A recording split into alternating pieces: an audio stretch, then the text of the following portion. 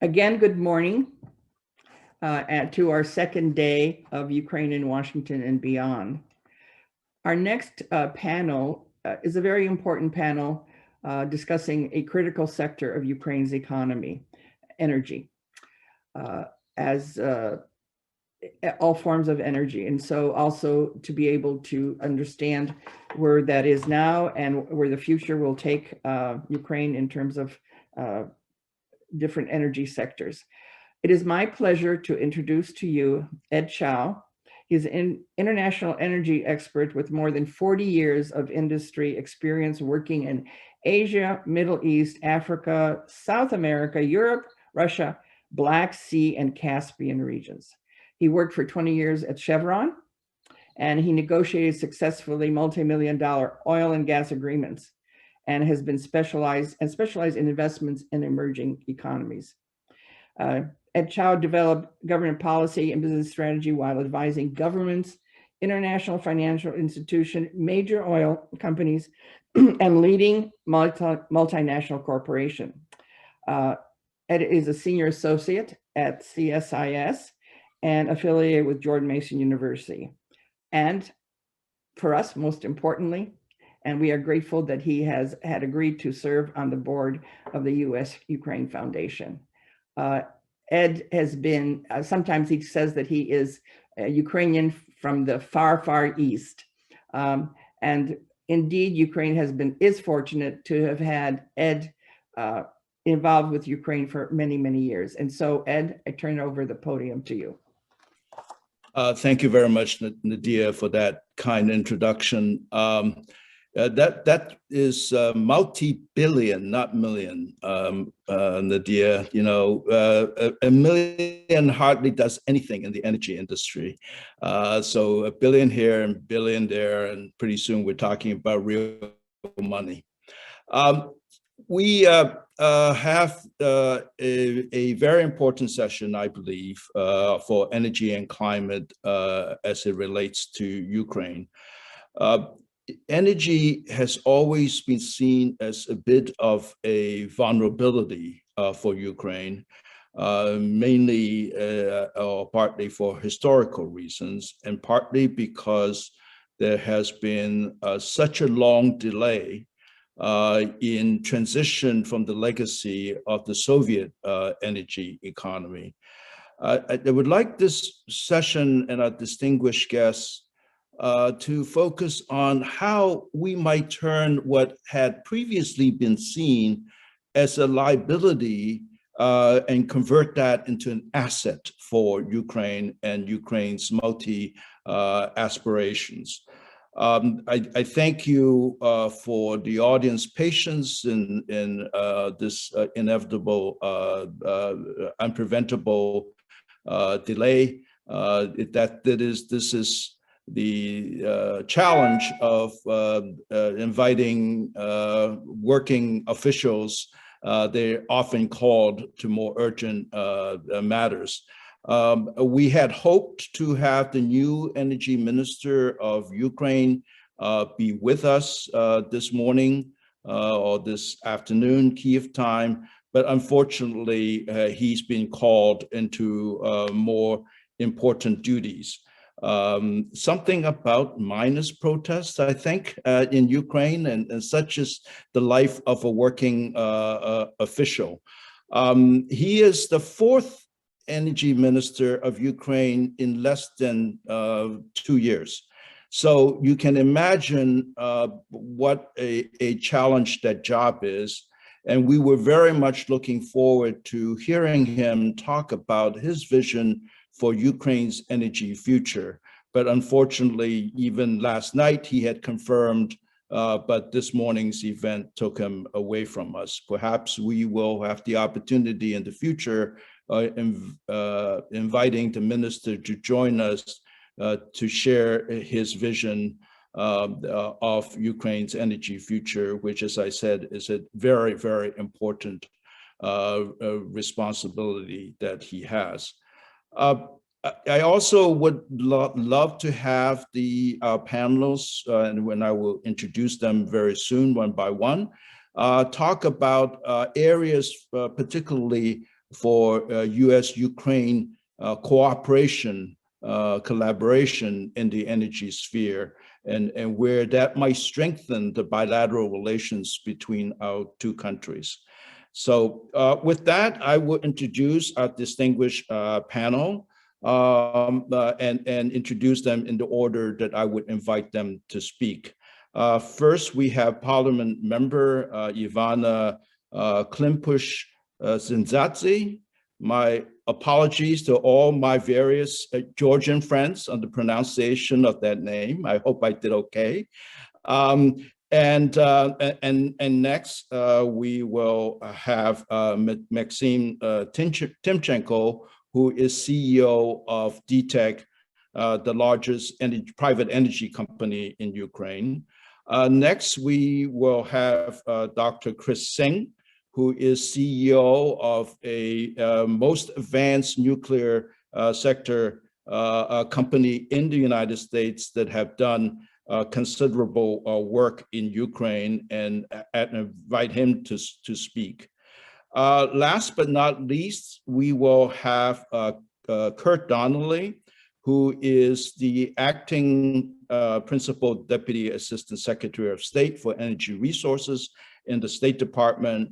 Unfortunately, Mr. Donnelly will not be able to join us until the end of this session, but we will have him speak as soon as he arrives.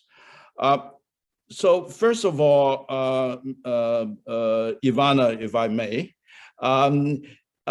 you have worked in the space of Ukraine's European aspirations for a very, very long time.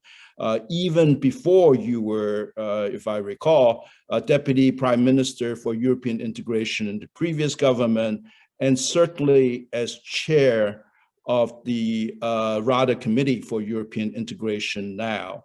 So, Madam Chair, could you share with us your thoughts on how the energy sector might fit into Ukraine's integration into Europe writ large? What are the challenges and what are the opportunities, perhaps, for in the future? Please, the floor is yours. Thank you very much, Mr. Chow. I'm glad to see all the co-panelists and yourself. We have known each other for quite some time, so it's a pleasure to see you at least online.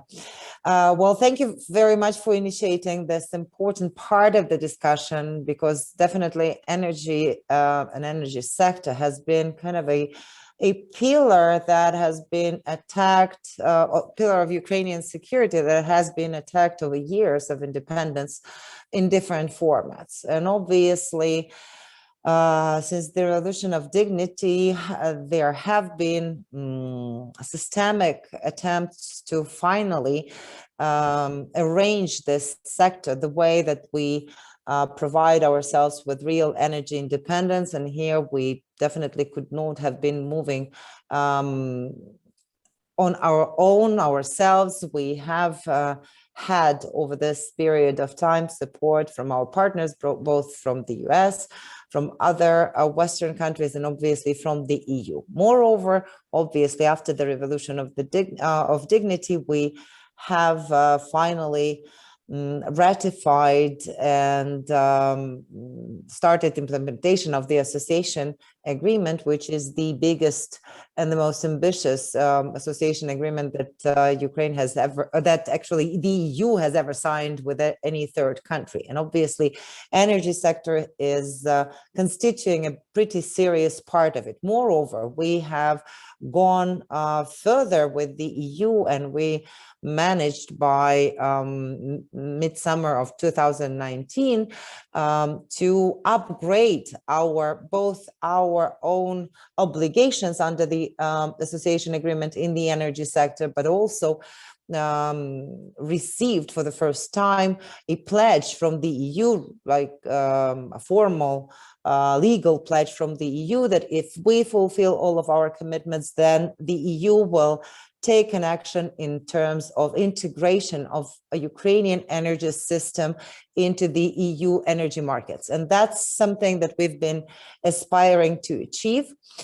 However, I'm not that optimistic at this particular moment, because we have been moving one step forward and quite frequently 2 steps back over the last couple of years. As you have mentioned, we have the 4th already Minister of Energy over this period of time, which does not allow for really systemic work in this particular direction. Moreover, what we see that all the the major tasks that we have, for example, alignment and integration of our electricity possibilities of our electrical grids into the electricity networks of NSOE in the EU. We, even though the parliament has done already its job finally, and the laws are already there that allow for this to happen, at the same time, we understand that a lot of technical and political decisions will still have to be made. And obviously that depends not only on the decisions that will be made in the EU, but also on the decisions that will be made here in Ukraine, and even more so, more importantly, this needs a very serious and thorough attention from our partners, from my perspective, because unfortunately over this period of last 2 years, we have had quite a few attempts of altering laws on gas market and laws on electricity market that does not allow for a kind of foreseeable regulatory system in the country. And that also, I'm sure that businesses will speak out on this, that does not help in terms of their planning and their capacity of development and their strategies as businesses. How do they develop? Another, kind of sign also of this regulatory instability is our Ukrainian approach over this years to the renewable energy sources. We have had the regulation that was very welcoming for this renewable energy sources development, taken much earlier, obviously taken at that particular time, 10 years ago, for the benefit of some specific people who were at that particular time in power under Yanukovych regime. But the state has taken the obligation to actually carry out those regulations. And what happened, that the state has not met its obligations. Moreover, it was not ready to go into constructive dialogue with all the stakeholders who have invested seriously, both from within the country and from abroad, specifically from Nordic countries in Europe, to this particular area. And so right now we still have a kind of challenge for the state and for the trust for the further investors who can come in and actually trust Ukrainian state in terms of development, something that is very much needed for Ukrainian economy. We definitely are, not immune to all the challenges of the climate change. We definitely understand that this is a horizontal and problem for the whole world, and Ukraine is part of it. And with all the ambitious aims that, for example, the US or the EU have now put in front of themselves, we would like to catch up with those aims. We understand that we are right there as first neighbors for the EU. We will be either together benefiting from the change and transformation, or we will be harmed by this transformation that will be happening in the EU in the nearest time. Before I joined this panel, I've just finished yet another hearings of our European Integration Committee in the Verkhovna Rada, where we actually listen to reports from the ministries and cabinet of ministers on how they are proceeding with their plans of alignment to European Green Deal. Obviously, we are still at the very beginning of the process. There are ambitious goals that have been announced by the Ukrainian government a couple of years ago, back in September of 2019. But at the same time, we are still in the very, very beginning of this negotiation period with the EU on a number of issues, starting from CBAM and ending up with, for example, just transformation of the mining production. So this is really area which requires a lot of financial resources, which is requiring a lot of intellectual and analytical systemic approach with concrete numbers, where and how we are moving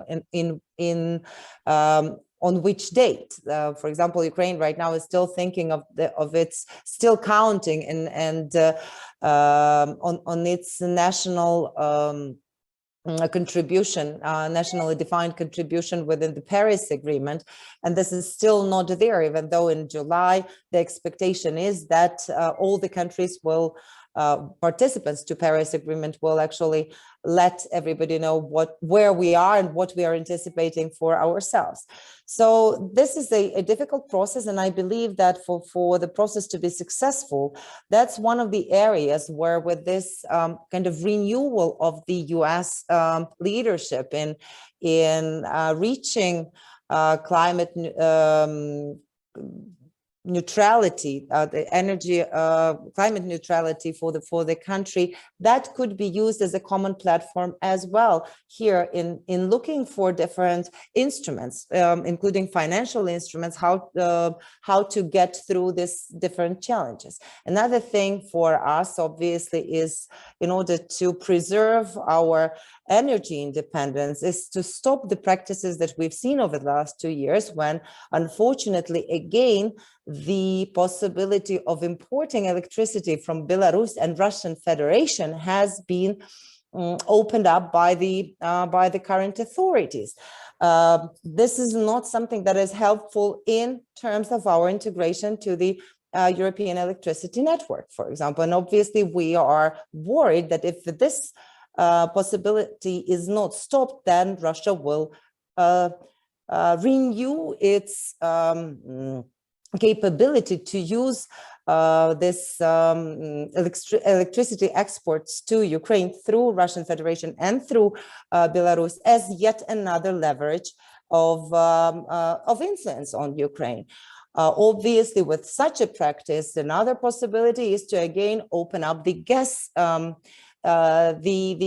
markets to buying again energy, gas from the Russian Federation, which we have not been doing over these 7 years.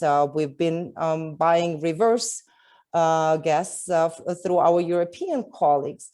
And we understand that here we have the possibility, yet another common interest for both the US and Ukraine is to make sure that the Nord Stream 2 pipeline is not actually finished.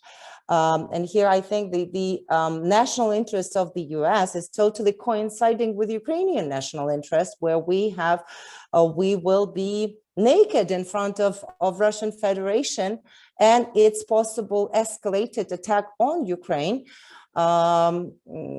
If this Nord Stream 2 will be finished, and Ukraine will lose its transit of gas from Russian Federation to the EU, and also obviously the interest of the US is LNG terminals and LNG gas being transported from the US to Europe. So that's another point of interest and cooperation. And just to sum up, I see that I have to kind of finish up.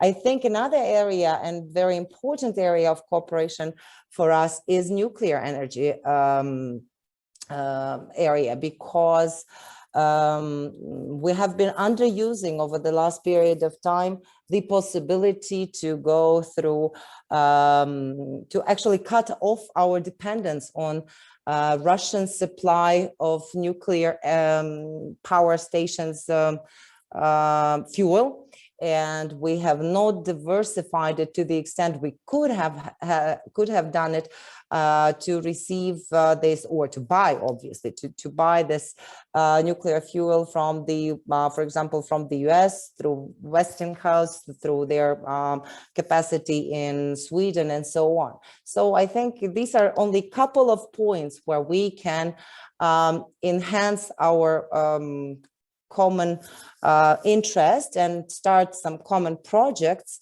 and obviously ensure in this way that through also this cooperation, we are much more successful in our way to European and Euro-Atlantic integration. Thank you very much, Madam Chair. You've put a lot on the table, and I'd like to explore a little bit some of it. I mean, certainly energy transition is, as you said, going to require a lot of financial resources.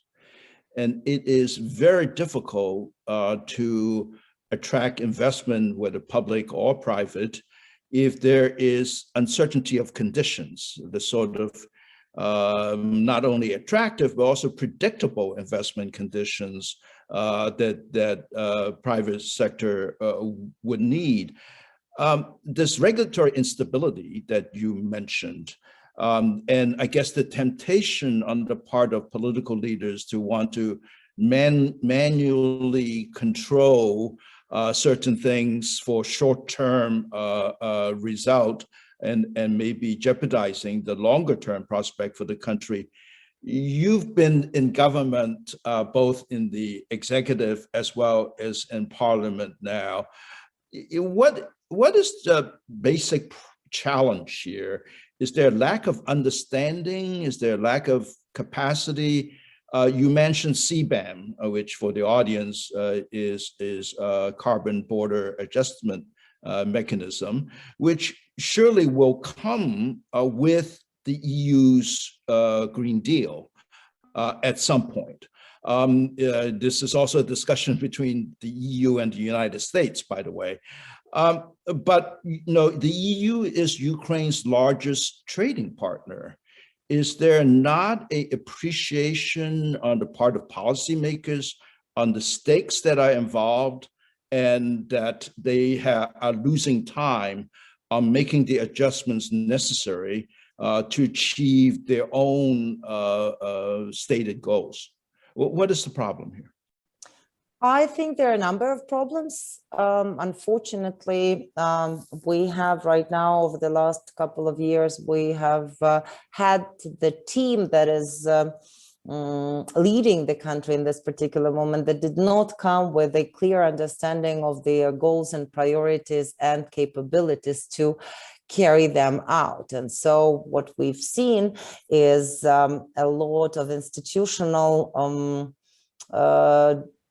destroyment, and so when institutions are destroyed, and when you have the lack of this institutional capability to carry out the very ambitious and difficult tasks, then you know, there are possibilities for those who are not interested in real European and Euro-Atlantic integration of Ukraine to use this for their benefit, as it happened with this opening up of the electricity import from the Russian Federation and Belarus, which was not the case before.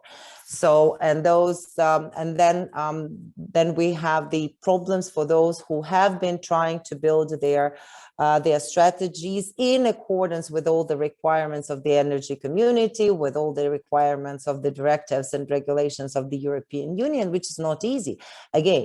And so institutional capacity, that's one. I think another thing is that unfortunately also this lack of strategy and lack of understanding of where we are going, and lack of preparation once you are coming to take the power, that's another possibility. Obviously, there are a lot of challenges that we are seeing at the same time, also from externally. from the same Russian Federation that is going to use any possibility or weakness we have in the country here, and will try to kind of widen the gaps and widen the problems in Ukraine, just to prove its Russian earlier narrative back from 2008 that Ukraine is a failed state. So whatever fills into that possibility, Russia will explore this and exploit this possibility, and that's what we've seen with this, for example, also with the second like Turkish Strait being built, or the Nord Stream 2 being built, and so on, and other possibilities. So all of this together with non-professionalism, with institutional disability, and with the external threats, I think these are major things that have been guiding this non-professionalism. And unfortunately, I have to say that only few people among the authorities do have the real understanding of the task and the ability to lead those tasks, but their influence is not, I think, enough at this particular moment. So thank you very much for that. Perhaps we'll return to you after the first round of questions that I'm posing to the panelists. Mr. Timchenko, you run the largest private energy company in Ukraine, a company that just celebrated its 15th anniversary, is that right? Not too long ago. And you are also, your company, a major producer of electricity using fossil fuels. So the whole climate issue and decarbonization is in some ways a big threat to you. On the other hand, you are also a major investor in renewable. So it presents an opportunity at the same time. Could you tell us a little bit about the challenges that you see for your company and the country going forward as it adjusts to the energy transition that's going on around the world, but most notably in your neighborhood? Thank you for the question. And first of all, I'm very happy to participate in this discussion and see faces. I have great hope that we can meet in person very soon. And thank you for your interest. I think it's very important for us to feel this support and interest of our American friends, especially in such an important sector of economy as energy.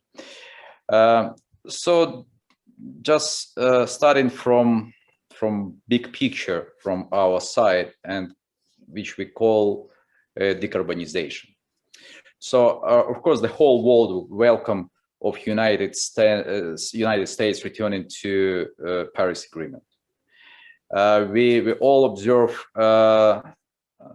restoring of leading role of United States in decarbonization, and especially the recent event organized by President Biden Climate Leaders Summit, where 20 countries with the most ambitious goals in decarbonization were invited. Unfortunately, Ukraine was not among these 20 countries.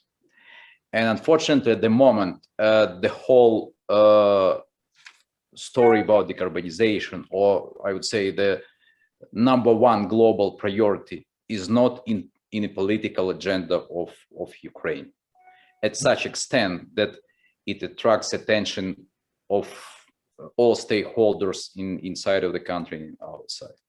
And I think that we have all grounds to say that Ukraine can become the leader of decarbonization of Eastern Europe. And the reason is following. There are different ways how to reach the goals of in decarbonization and climate change. And Ukraine is so rich by these resources and opportunities, starting with renewable sector. Today, we have only 8% of consumption energy consumptions using green energy. And we can increase it as much as 40 times, according to official statistics. We have natural resources, we have access to the grid, we have people who can build wind or solar farms. In energy consumption, Ukraine is one of the most energy intensive countries on the European continent. And we have a lot of possibilities to decrease by more than 2 times our energy intensity in our economy. Why it's not happening? I'm coming back to this. Either this topic in the political agenda of Ukrainian government or not. Unfortunately, not at this level. So the leading role is taking more private sector. 2 years ago, we announced about 0 carbon emission of DTEK by 2040. And it was quite surprising for our colleagues in the sector, because as you rightly said, we are the major producer of coal and thermal power in Ukraine. And by our own example, we wanted to show that it's time for us to change. Time for us to be in this transition phase. That's why we invested more than 1.2 billion euro in building wind and solar farms in Ukraine, and we continue this transition from fossil fuel company to leader company in renewable sector. So, and my strong opinion is the role of the government is set this legal framework and bring importance of decarbonization to political level. And all the rest can be done by private sector and private players. Attraction of investments, new technologies, partnerships, building ambitious projects, as we did recently. And then, unfortunately, this is not what is happening in Ukraine. Given your numbers, in 2019, in renewable sector, investment was as much as $4 billion US. Next year, 2020, dropped to less than 400 million. And it's not only because of COVID and because of these economic difficulties.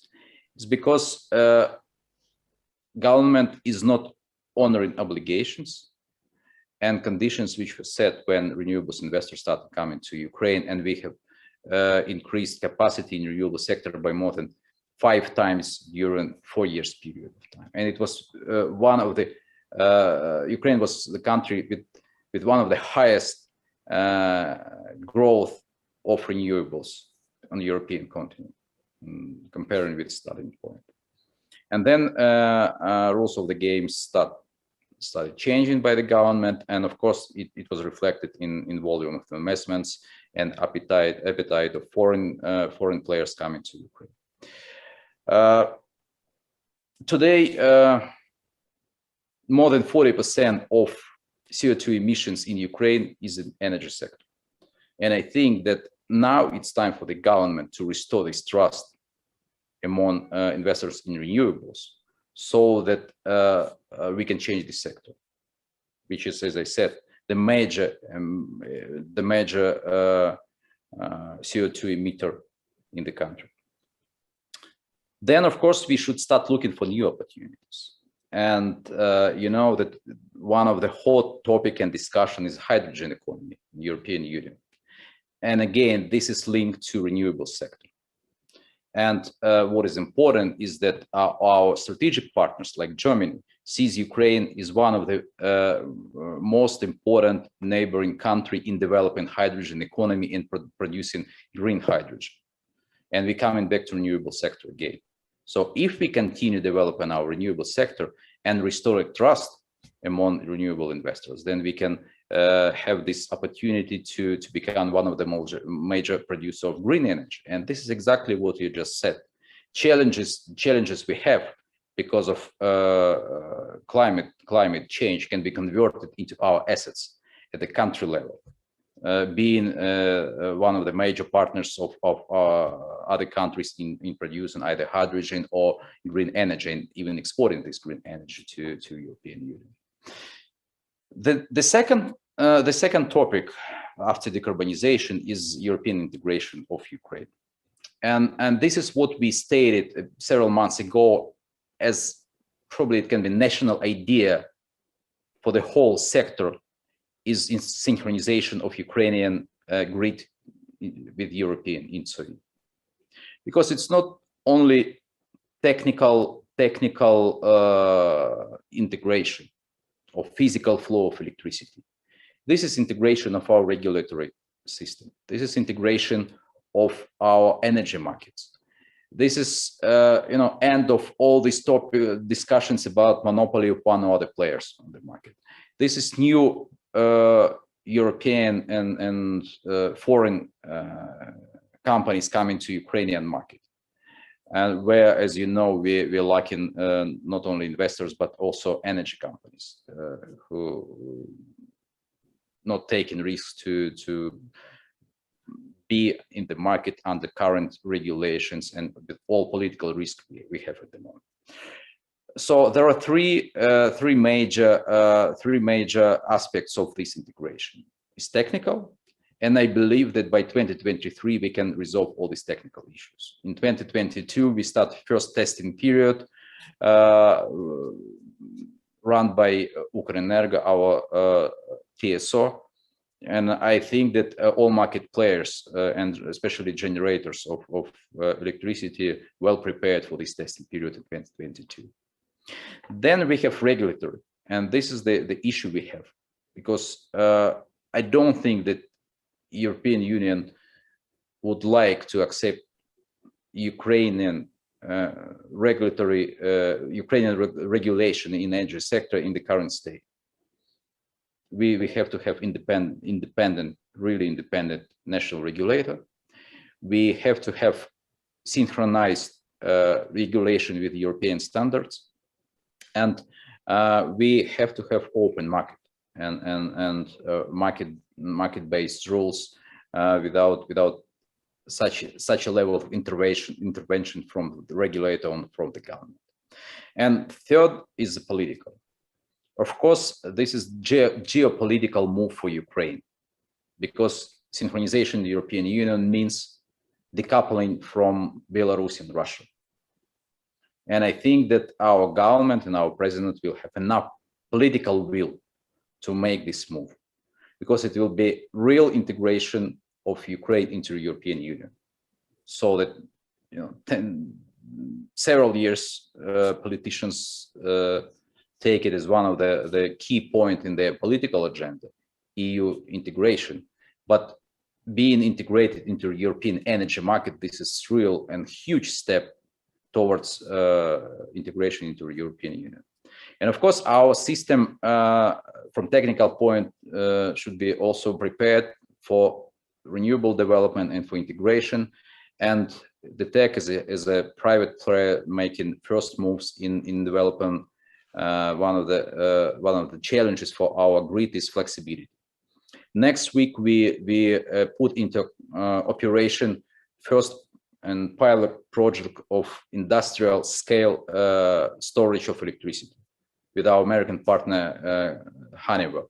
And I think that and I believe it will be successful pilot projects, not only in technical way, but also in changes of regulation, so that we open the door and start this road of scaling battery storage or electricity storage capacities in Ukraine, because the system requires as much as 1 gigawatt of capacity, and our pilot project is just 1 megawatt.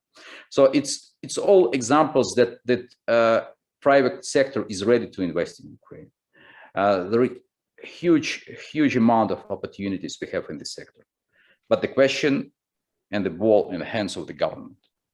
Either we want to be leader of decarbonization in Eastern Europe, either we want to move to European Union by synchronization our markets and energy systems, and bring all the standards to the market, or we stay in the current situation with the financial crisis in the sector, with such an unfair attitude to renewable investors, without clear signals from the government for private sector where to invest and how we can close our risks.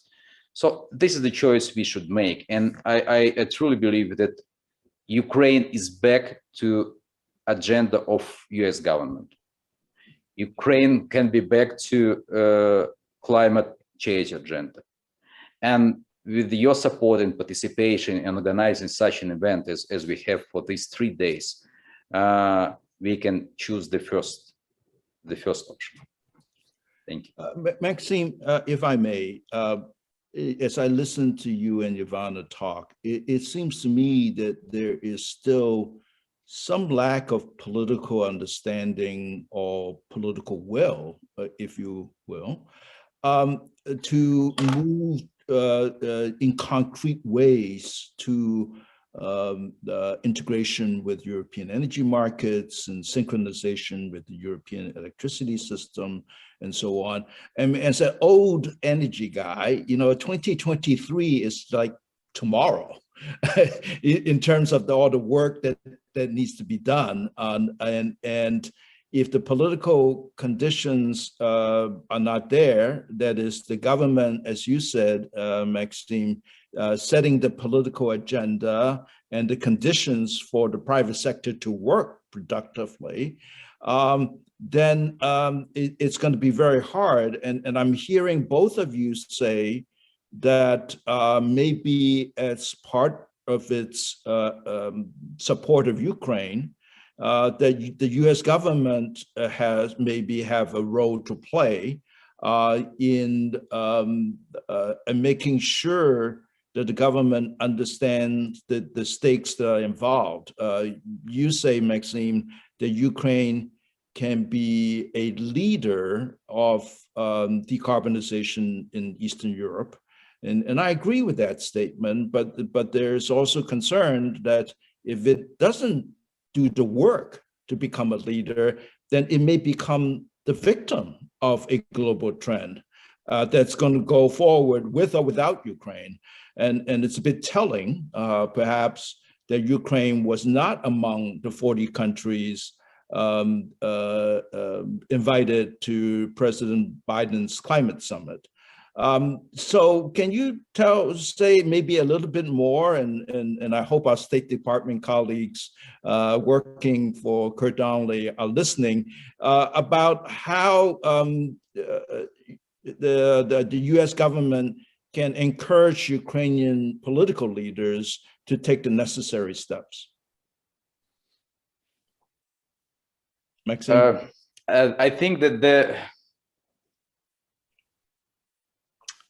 I think that good idea would be from President Biden to set conditions for our president to be invited for the next climate change forum. What should be done by that time? So it's the most obvious question, answer from my side. But to be serious, I think that decarbonization topic and electricity sector should be part of IMF negotiation with Ukraine. I was telling to my colleagues that we were suffering because NAK Naftogaz were #1 in agenda of different programs of cooperation with Ukraine, with international financial institutions and different programs. I think it's time for electricity and coal sector to be part of this discussion. Then you rightly said that if Ukraine not take initiative, then we can become victim. And CBAM talks at the moment, good example of that. And if we don't take leading role, then these taxes will be imposed on Ukraine and the whole economy will be suffering. I give you example, ETS, emission trading scheme should be introduced in Ukraine 3 years ago, and it's still not done. And of course, it's fair point from our European partners saying, guys, you're saying that any CBAM or any taxes on the border is not fair, but is it fair not to implement what you had to do several years ago and bring our emission payments to equal levels of standards? So I think that what we can do and what we expect from our foreign partners is to bring to the highest level in agenda of negotiation. There's requirements for Ukraine to take it seriously. I think it should be part of financial programs we have with the IMF and IFIs and other partners. I think that a USAID program or different projects under USAID is very important. And I think that it's important to continue and work very closely with the Ukrainian government and support in reforms. I think that independence and professionalism of national regulator should be brought back to the agenda as a requirement to Ukrainian government, and continuation of reforms in the electricity sector is also part of this. We shouldn't forget about transition or just transition programs with the European Union related to coal regions, because this is one of the major point for decarbonization. You know how heavily Ukraine was dependent on coal sector for ages, and now we should be open and fair in talks with our coal miners and coal industry. You know that you already mentioned that we don't have Minister of Energy here because coal miners back to Kiev again. And I think this is all because there is no dialogue and clarity and transparency what will happen with our coal sector. You can imagine that, as already said, DTEK is producing about 85% of coal in the country. And we already announced about our zero carbon emission by 2040, and we will do whatever we can to make it earlier than 2040. And it means that we are thinking seriously about restructuring of our coal business and transition, what I already said. I think that bringing all these topics to political agenda is the best way how we can be supported by our foreign partners. Thank you very much. Dr. Singh, it may not be appreciated as much as it should be in Washington how terribly important the nuclear power sector is to Ukraine. It produces slightly more than 50% of Ukraine's electricity. You've been working in this space for quite a long time, your company has. Can you tell us a little bit about your work, the challenges and successes that you've had, and what opportunities you see going forward? Because, as I said, it's hard to imagine that Ukraine can progress on decarbonization without a healthy, robust nuclear power sector. Thank you, Ed. And let me first congratulate the previous two speakers for providing extremely enlightening presentations for me. They provided the Ukrainian perspective, and frankly, it was an eye-opener for me, many of the remarks I heard. So thank you both for speaking before me. I will start out by telling you that, of course, my view is from the outside. We have been a supplier in Ukraine since 2005. We first entered Ukraine in 2003, and what we saw at the time concerned us. Let me first preface by telling you that our company has historically specialized in used fuel management. Fuel, when it goes in the nuclear reactor, is harmless. You can touch it. Once you put it in the reactor and it is irradiated, then it becomes extremely dangerous. And that's called used fuel or spent fuel. Spent fuel produces a lot of heat, and it produces an awful lot of radiation. A spent fuel in a room will kill everybody within 60 seconds. Okay, that's how harmful it is. We specialize in managing the used fuel or spent fuel. And in Ukraine, they were loading used. They have to be. Let me back up. The fuel has to be taken out of the reactor and first stored it in a fuel pool, and then they take it out and put it in dry storage for long-term storage. At the Zaporozhye plant, they were storing fuel in canisters, dry storage, which was old American technology they were using. They're still using. That technology means that fuel cannot be shipped anywhere. Basically, the site becomes a waste dump, which is no good. You want to repurpose the site later for other purposes when the plant is retired. And we came in, basically, we looked at the situation. We recommended to Ukrainian government at the time that they should go to multi-purpose canisters, meaning you store at the site, but you can ship it. And the government basically moved forward, and we proposed a multi-purpose canister storage technology, and we won the contract in 2005 in international bidding. Today, 17 years later, that technology is on the verge of deployment in the Chernobyl exclusion zone. When it is deployed, it will save Ukraine $200 million per year, forever, in today's dollars. The money that is today going to the Russian Federation for storing the same fuel. So it will be a significant contribution to Ukraine's economy, Ukraine's security. Ukraine would no longer be dependent on Russia for running its reactors. And that is about to happen. But I must tell you that there is a level of frustration at HOLTEC that the government does not seem to be as focused as it ought to be to get this operation. The plan was to have this facility functioning last year, end of last year, 2020.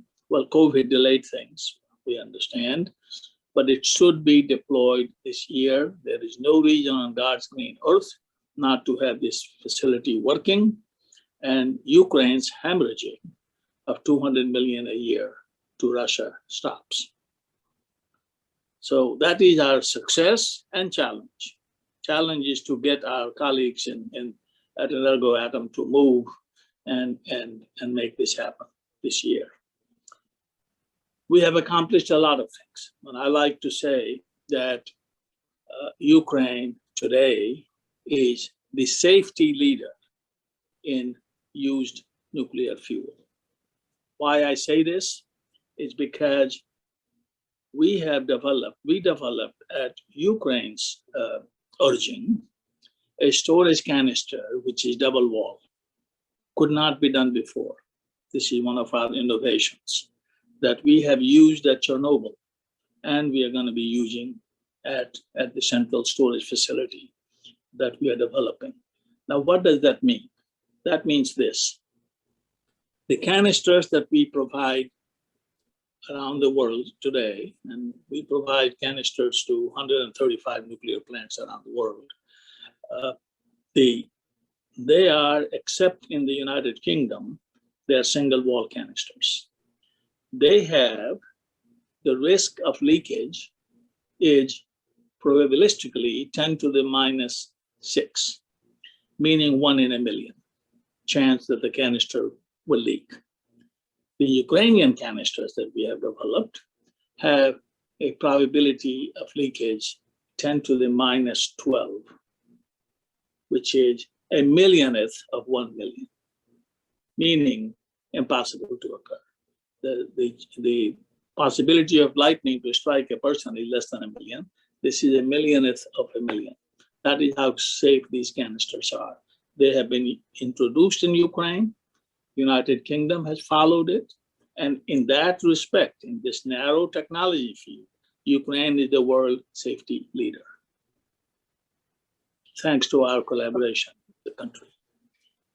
Okay, I Go ahead. You want to ask a question? Then I'll Yeah, ask a follow-up question. well, I'll you know, continue.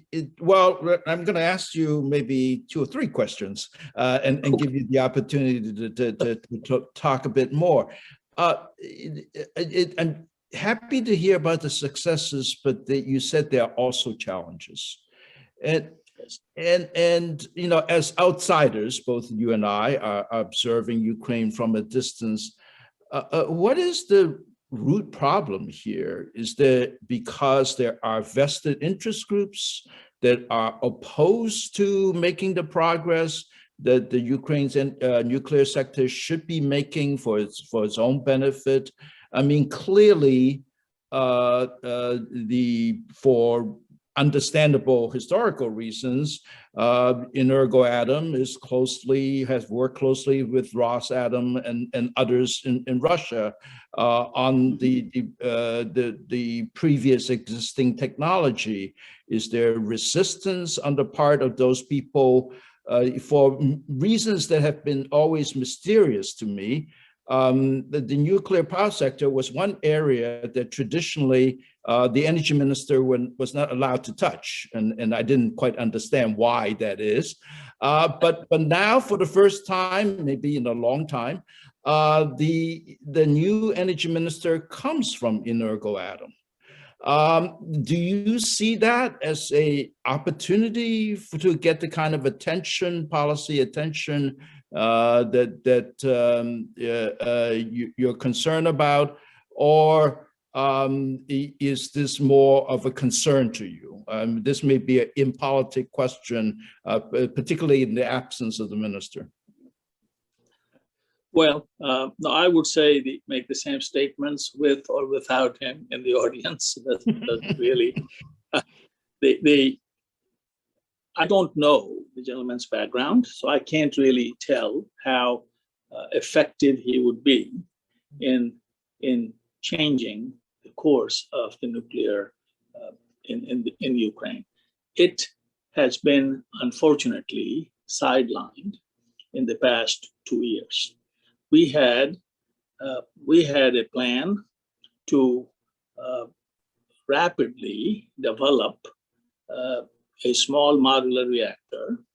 We call it SMR-160, and deploy it in Ukraine. Ukraine is the ideal country for it.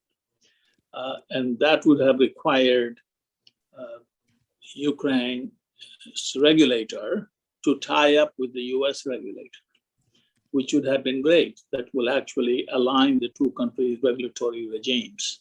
And as Mr. Timchenko mentioned, that would be a way to bring the regulatory regimes of Ukraine with other Western countries. We formed a consortium about 2.5 years ago. And Energoatom announced that they will build 4 SMR-160s at the Verkhovna nuclear plant. Things were going great. Then there was a change in the management leadership at Energoatom, and since then, nothing has happened. Now, it's a sad situation because, first of all, anybody who says that they're going to have a carbon-free economy without nuclear is being either ignorant or a fraud. It's not possible. You have to have a mix. You have to have nuclear as the base load, and then you'll have renewables. They are fluctuating output. Without that, you cannot do it. And I think policymakers in Ukraine know it, but they can't seem to get out of their own way. Now, maybe this minister will help. I don't know. I have not seen any overture. What I have seen so far is not particularly encouraging. Maybe there are questions. Maybe the direction will change. Let me give you another piece of tidbit. The first step that Maxim mentioned before, is to store energy. Okay, every country, the power generation has to follow power consumption, right? Continuously, it has to follow There is no, you can't, they don't store energy most places in the world so far. But just think, if Ukraine were to run at constant power and the extra surplus that is not being consumed at any moment in time gets stored, could be a battery storage, there are some other storage technologies we're looking at, that's an enormous amount of energy. Generally, Ukraine, I believe, has about 30% surplus at low need point, and to meet the peak demand. The delta can be stored, and if you store the delta, then you can shut down a whole number of coal plants. You won't need them. Okay, that's the first step. This is a low-lying fruit, and I'm advocating that in the United States, and I would say I would advocate that for Ukraine also. That is not and just to be clear, we are not in energy storage right now. This would not directly benefit HOLTEC, at least at this point in time. Maybe later, as we complete our development, it might. But this is the right thing to do for a country. I don't see our colleagues in Ukraine getting out of their own way. It seems to the policy is stymied, implementation of policy is stymied, and we hope it changes. people realize that it is for Ukraine to be importing electricity from Russia. I mean, that is scandalous. The fact that they even talk about it is scandalous. They have to plan to improve energy consumption, as I mentioned, by using energy storage, move fast on the SMR 160 development. President Zelensky mentioned our reactor on April 26th in the Ukrainian tragedy, the Chernobyl tragedy presentation from him. He mentioned it, but I haven't seen anything since. We got to follow up. We got to, if Ukraine adopted what it has talked about, our SMR 160 reactor, there will be 300 reactors in Ukraine, such reactors, dispersed all over the country, not in any one place. So they serve local markets. They will support local industry. They will support the hydrogen generation, as for eventually for automation and other purposes. You can have a whole new energy economy using these small modular reactors. How do we do it? That's the question. Just to make sure the audience is clear, the small modular reactors that you mentioned, Dr. Singh, is something that it seems to me, as a non-nuclear expert, that's something that Ukraine definitely needs, as an urgent need to look at, because the existing plants are old and in some ways antiquated, and they need to be either modernized or decommissioned at some time in the near future, actually, by nuclear power industry terms. But there does seem to be this lack of either political will or capacity to implement policy that fits into the stated goals of the government, and I would say that that's been true more or less for a long time now, not just this government but previous governments as well. If it's scandalous that Ukraine imports electricity from time to time from Russia and Belarus, to me, as a petroleum guy, it's even more scandalous that Ukraine is dependent on refined product imports, mostly from Russia and Belarus again. There's all this talk about gas dependency, but not enough attention paid to a broad range of issues. Mm-hmm. But on the small modular reactors, Dr. Singh, are there opportunities for Ukraine in this space? I mean, after all, Ukraine has fantastic engineering expertise and capacity. Ukraine has been involved in heavy industry manufacturing for quite a long time. If, and this is a big if, I realize, if the investment conditions were there, could you see a partnership within Ukraine to not only build small modular reactors for Ukraine, but for larger markets outside of Ukraine? Yes, yes. Let me first explain to your audience what the small modular reactor means. It's not just small. It is unconditionally safe. It is a reactor that if you handed the keys to a terrorist, they cannot make it blow up. That is how safe it is. That's why we have developed it as the next generation of reactors that is unconditionally safe. We call it walk away safe. And that's a critical thought here for Ukraine and for any place in the world, really.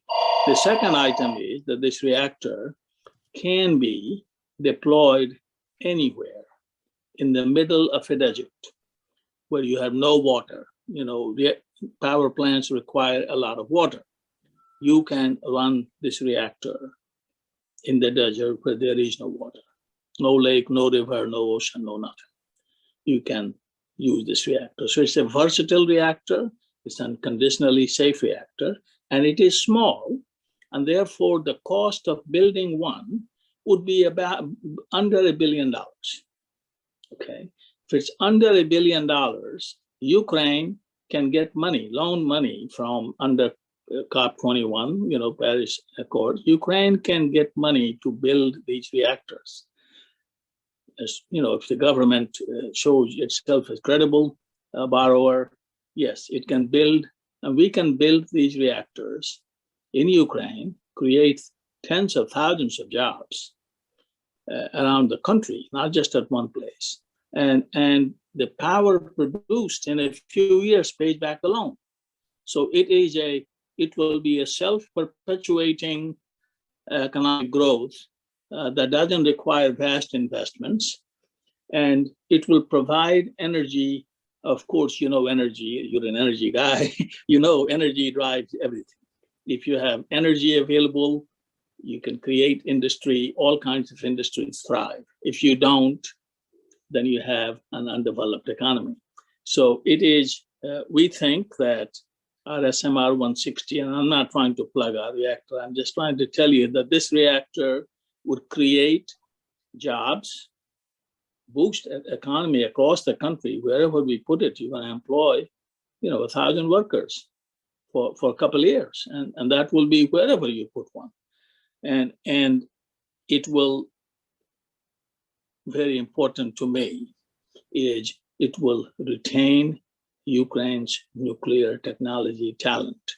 Right now, there's a brain drain going on from Ukraine. Engineers are leaving, going to Rosatom in Russia by the hundreds, and the country is being depleted of its nuclear energy know-how, which is very, very sad. These people, I know many of them, they don't want to go to Russia, but they don't have work in Ukraine. So yes, it will be good for the country all the way around. It will stimulate economic growth.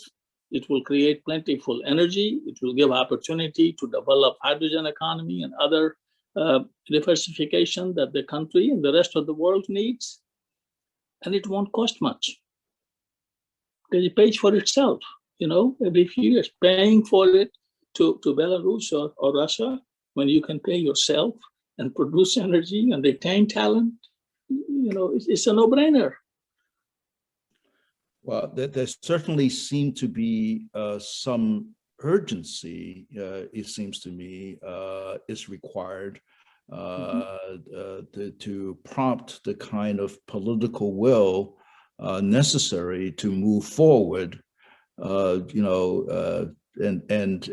It's maybe, Madam Chair, I can ask you to react to some of the things that you've heard from both Dr. Singh and Mr. Timchenko in terms of sort of the political conditions required for energy reform, energy restructuring that everyone seemed to agree is necessary to go forward. I mean, I've been coming to Ukraine for quite a long time. It seems to me that Ukrainian society has really advanced since the Orange Revolution and Euromaidan to a large extent. But I'm not sure the political processes have kept up with, providing the kind of conditions necessary for, by definition, a long-term industry like energy. This is not IT. This is not retail. This is not light manufacturing when you get your money back after 2-3 years. This require, as I said before, attractive, stable, and predictable conditions for good projects, and there are plenty of opportunities, it sounds like, around to go forward. How can the political process help in this regard, rather than be a hindrance? Please. Well, thank you. I think it's important to understand that, this specific strategic sector fits in the wider picture. And the wider picture is about the trust that Maxim was referring to with investors, with trust with counterparts, with partners, which is very difficult to build, but which is very easy to destroy.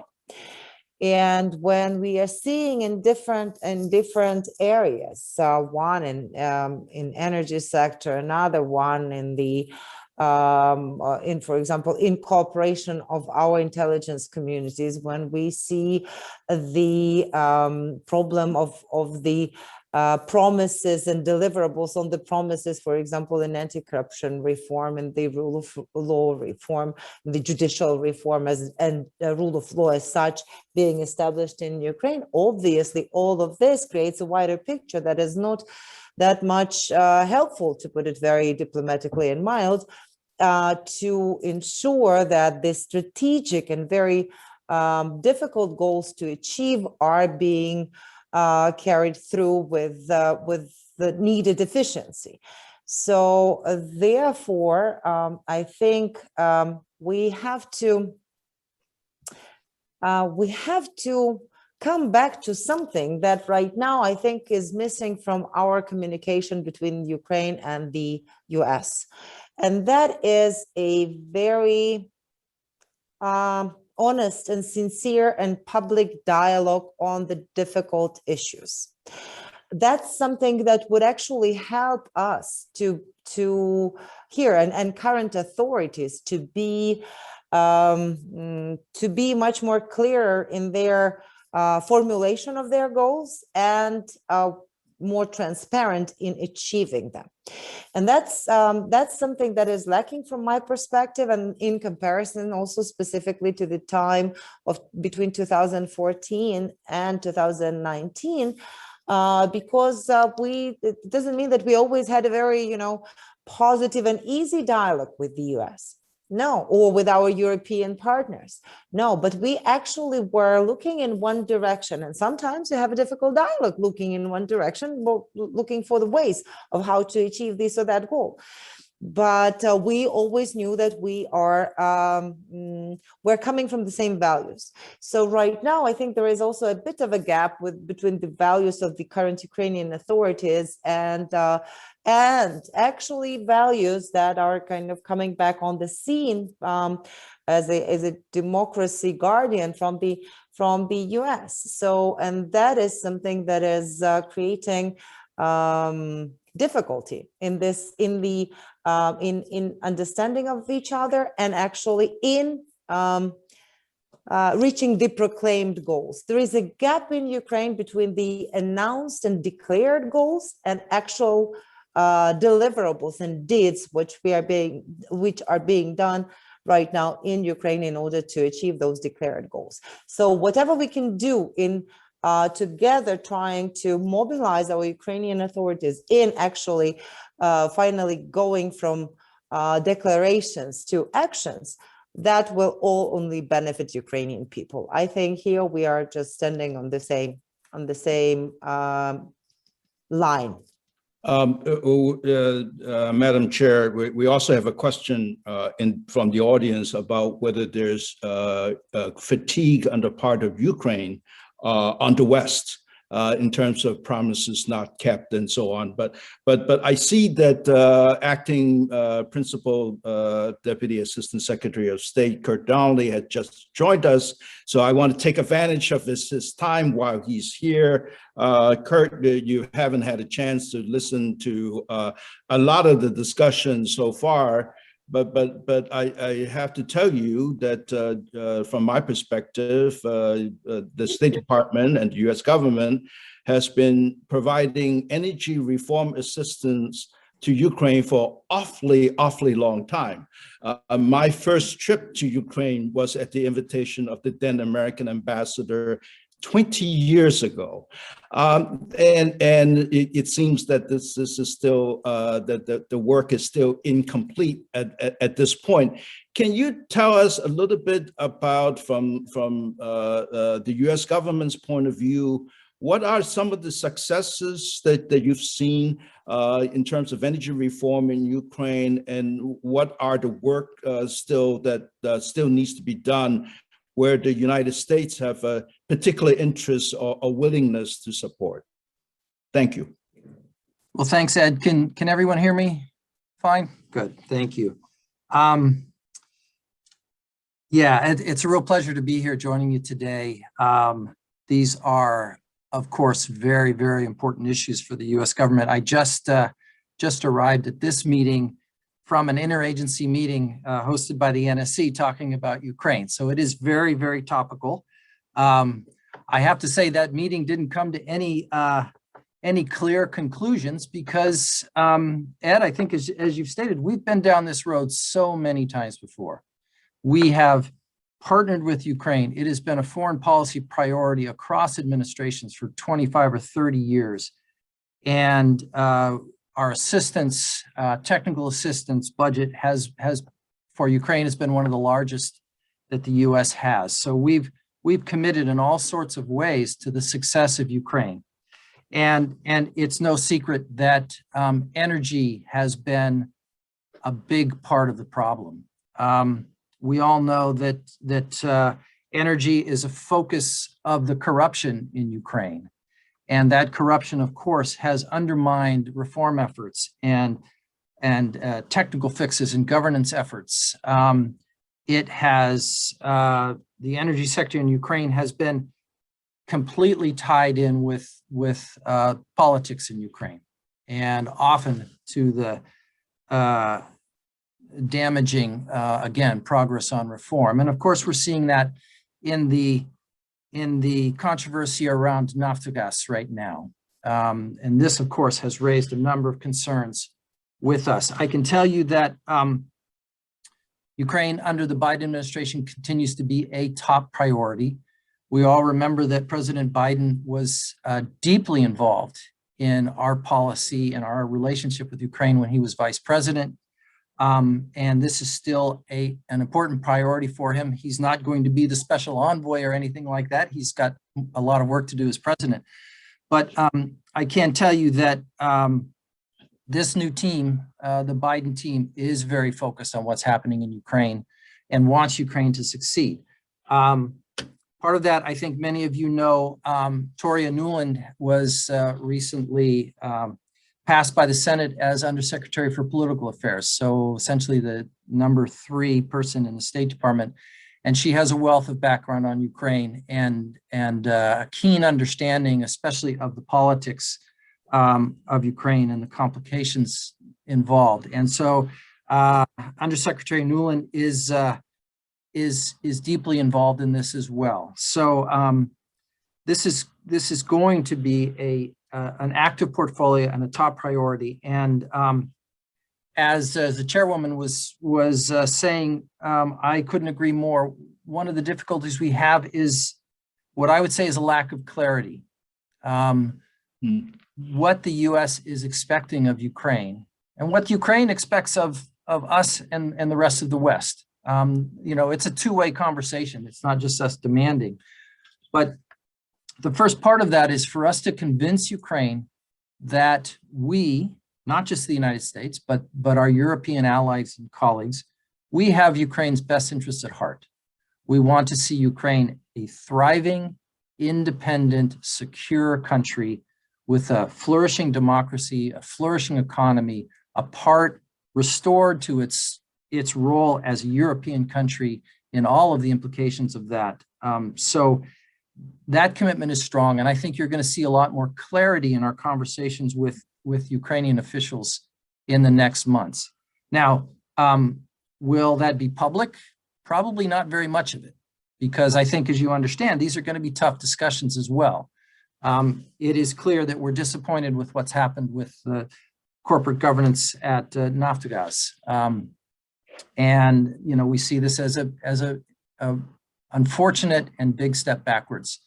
Naftogaz was, I think, one of the examples of how a state-owned enterprise could be reformed, could install forward-leaning and appropriate corporate governance, and could manage its affairs well in that kind of environment. And so we've seen a step back in that regard, and that's telling and concerning. Other successes, and you asked about other successes, I think on the nuclear front. My colleagues at DOE have done a lot of work in the past years helping Ukraine find an alternative source for nuclear fuel. So much of our policy with Ukraine and so much of our energy policy with Ukraine is cutting the dangerous ties with Russia. And dependence on Russia for nuclear fuel is one of those. Dependence on Russia for gas is another. And you pointed out their dependence on petroleum and refined products is another aspect of this. So these are all parts of that process. Dr. Singh was talking about small modular reactors. That's something that we think, we agree that Ukraine is a prime location for installing some small modular reactors, and we're in deep conversations with them. I just wish that we could talk today about actually buying and putting one of these into operation. I know we're still a few years away from that, but I think it's very exciting, and Ukraine makes a lot of sense. One of the other things that we're working with Ukraine on, and this especially in the new administration, is clean energy. Ukraine is an inefficient user of its energy. It is a significant emitter of greenhouse gases. And so there's a lot that Ukraine is going to have to do. One of the big issues, of course, is Ukraine's dependence on coal to fire power plants for energy they need. And as we know, in just about any country in the world, when you're dealing with the coal sector, it is a very difficult set of political challenges. It's not just a technical issue of picking the cheapest and healthiest and cleanest burning fuel. It involves a sector that has a legacy in Ukraine, has political clout and importance, and is largely isolated in one portion of Ukraine. So the politics of that are difficult, and we understand that, but clearly coal is not the answer. Clearly coal is something that is going to have to be phased out around the world if we're going to accomplish our climate goals.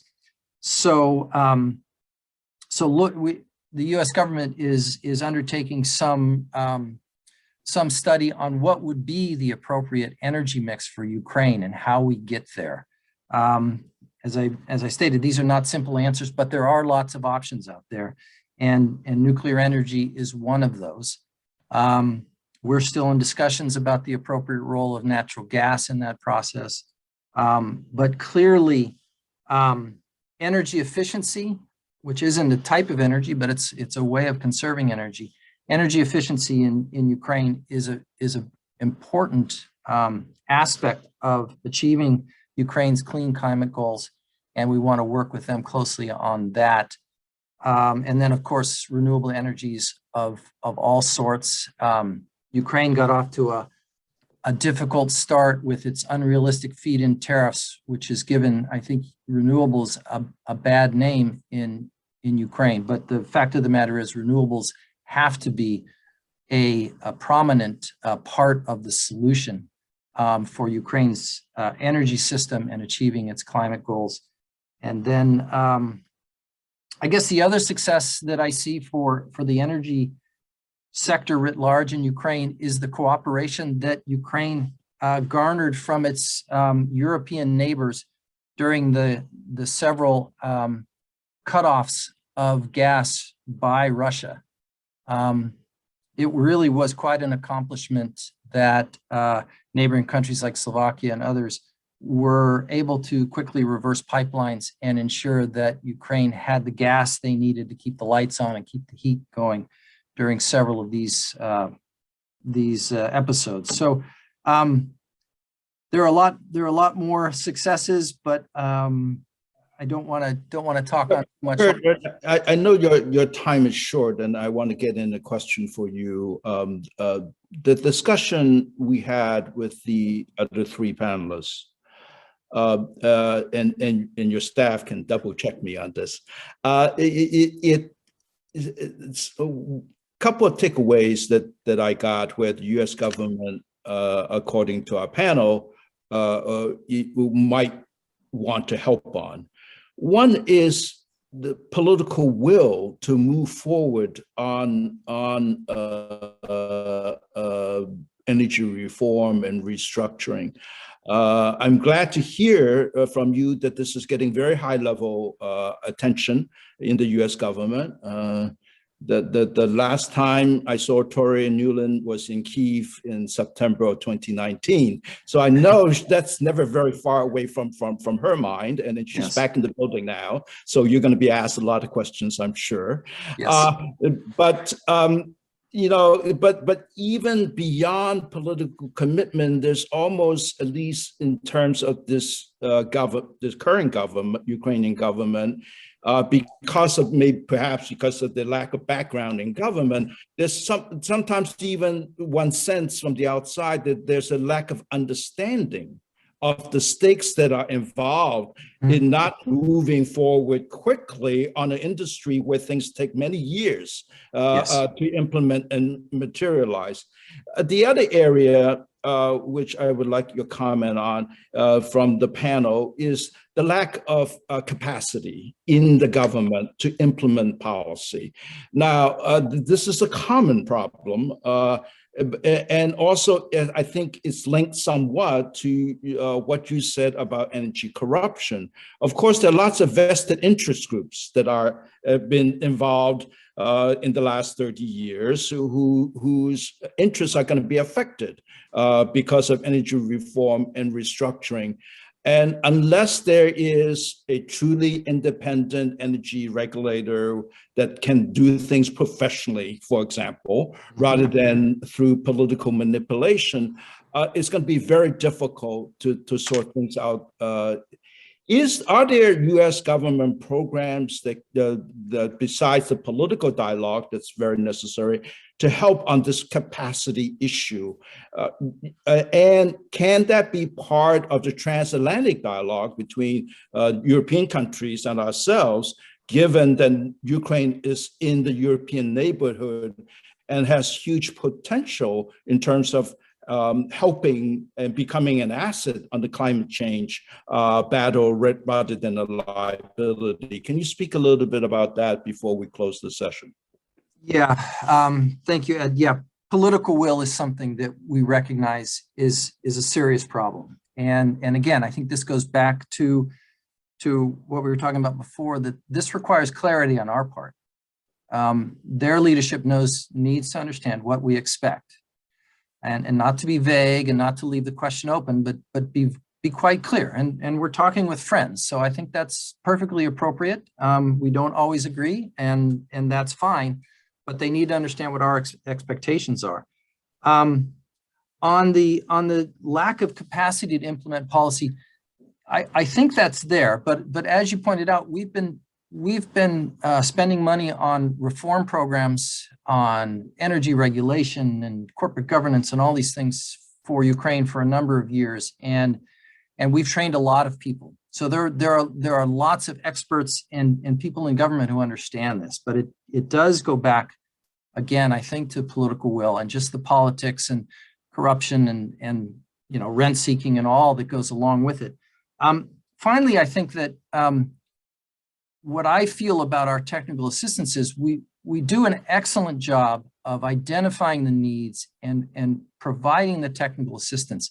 The problem that I think crops up time and again is, in the end, we, and I speak for not just the United States, but all the West, we're outsiders. And so we understand how to put together a perfect system. We often are not attuned to the politics, the turf battles, the outside influences that cause roadblocks and come out with decisions that maybe don't make sense to us. So I think that's the difficulty, and that's where we need partnership, just a committed partnership with Ukrainian government at the highest levels, but also at the levels that we're working with, so that we can talk honestly about what the, let's say, below the table roadblocks are to some of the things that we're trying to do. And we, on both sides, agree that we need to reform the energy system, an independent regulator, corporate governance, all of those things. But when it gets down to actually putting those into action, we keep running across these roadblocks. And I think as outsiders, it's difficult for us to anticipate those and understand those. And that's why the partnership just has to be so close. Let me just say one other thing. In the Biden administration, we're resuming much more closer cooperation with the European Union, as everybody knows, and that will also continue on energy. We're looking forward to talking about all sorts of issues, and certainly Ukraine is one of those that we imagine will be an important topic of discussion between the United States and the European Union. And I think that's all for the best, because the more that we can align not only our top line messages to the Ukrainian government, but also our technical assistance, so it's complementary, it works together. It's good for us, but most importantly, it's good for Ukraine. Well, thank you very much for your time. And I know you've got a busy schedule. We appreciate your sparing the time to speak with us. And maybe offline, you can whisper to me what was said at the interagency. Right. I want to thank our panelists for this discussion. The devil, as always, is in the details, and a lot of work remains to be done. There's been a long journey for all of us. And I know that Nadia McConnell, our event chair, would like to say a word before she has to depart to the next event. Thank you all. Thank you. Ed, thank you for moderating. And I thank all the panelists, especially our sponsors from DTEK and HOLTEC. Ed and I have been discussing energy and what kind of assistance can be provided. And this 3-day conference is really an opportunity for us to get more educated exactly about that question. And I hope I've learned a lot today, and I look forward to working with everybody in terms of what kind of recommendations we can be working with our government and the administration and Congress with our Friends of Ukraine network, where Ed is chairing the energy section. So, conferences are wonderful and informative, but we want them to lead to some specific actions. So I look forward to working on that. So again, thank you, and I have to leave. Okay, bye-bye. Thank you all. Thank you. Thank you. Thank you. Bye.